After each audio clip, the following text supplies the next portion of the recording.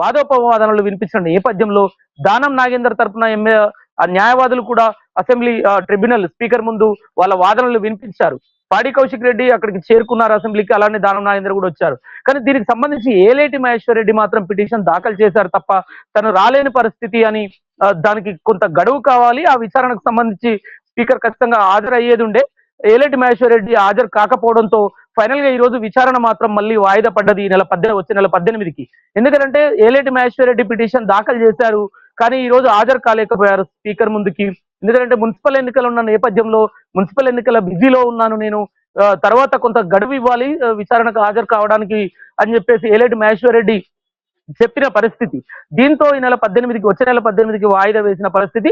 కానీ దీన్ని ఏదైతే పిటిషన్ వేసిన బీఆర్ఎస్ ఎమ్మెల్యే పాడి కౌశిక్ రెడ్డి మాత్రం బీజేపీ కాంగ్రెస్ రెండు ఒకటే ములాఖాత్ అయ్యాయంటూ భారీ విమర్శలు చేసిన పరిస్థితి.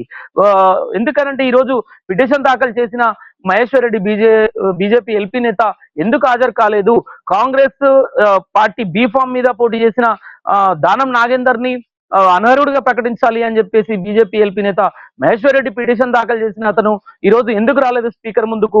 ఖచ్చితంగా లోపాయికారిగా కాంగ్రెస్ బీజేపీ ఒకటే ఖాళీ పిటిషన్ దాఖలు చేయడం వరకే, ఫిర్యాదు చేయడం వరకే తప్ప హాజరయ్యే కరెక్ట్ సమయంలో మాత్రం ఈ రోజు రాలేకపోవడాన్ని తప్పుపడుతున్నానంటూ బీఆర్ఎస్ ఎమ్మెల్యే పాడి కౌశిక్ రెడ్డి తీవ్ర ఆరోపణలు చేసిన పరిస్థితి.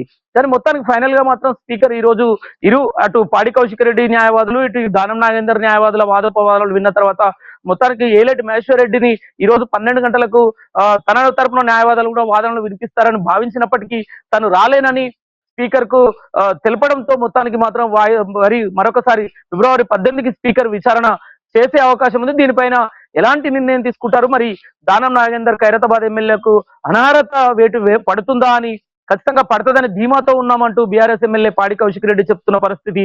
కానీ స్పీకర్ ఎలాంటి నిర్ణయం తీసుకుంటారనేది మాత్రం వేచి చూడాల్సిన పరిస్థితి. ఇప్పటికే సుప్రీంకోర్టు కూడా స్పీకర్ ని అనేక మార్లు కొంత అసహనం సీరియస్ అయిన పరిస్థితి. సుప్రీంకోర్టు ధర్మాసనం కూడా వెంటనే చర్యలు ఎందుకు తీసుకోవట్లేదు, పార్టీ ఫిరాయింపు ఆరోపణలు ఎదుర్కొంటున్న ఎమ్మెల్యేల పైన అంటూ సుప్రీంకోర్టు కొంత అసహనాన్ని వ్యక్తం చేసిన నేపథ్యంలో స్పీకర్ వీళ్లపైన ఎలాంటి నిర్ణయం తీసుకోబోతున్నారనేది మాత్రం చూడాల్సిన పరిస్థితి ఉంది శ్రీలత.